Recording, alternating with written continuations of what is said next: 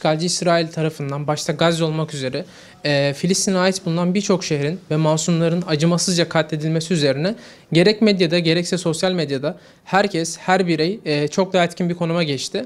Bununla beraber kimi insanlar masum Filistin halkının yanında durmayı tercih ederken kimisi de işgalci İsrail'in neredeyse bir asıra dayanan zulmünü, soykırımını göz ardı ederek masum göstermeye çalışarak onun yanında durmaya çalışmıştır. Bu konuda ne yazık ki bazı vatandaşlarımız haddini aşarak ve yasalarımıza aykırı davranarak işgalci İsrail'in saflarına gönüllü asker olarak geçmek istemiştir.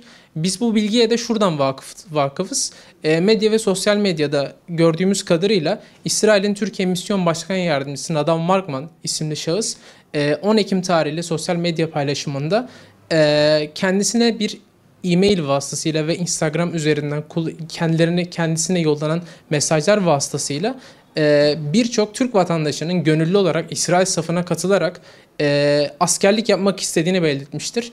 Bununla beraber biz hukukçular olarak burada bir yasaya aykırılık olduğunu, bu kişilerin aslında vatandaşlığının kaybettirilebileceği, hatta kaybettirilmesi gerektiğini söylememiz gerekiyor.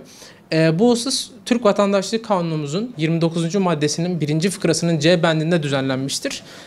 Burada açık bir şekilde bu husus bu yasaya aykırılık taşımaktadır. Bununla beraber izin almaksızın yabancı bir devlet hizmetinde gönüllü olarak askerlik yapan kişilerin Cumhurbaşkanlığı kararı ile vatandaşlıklarının kaybettirilebileceği düzenlenmiştir.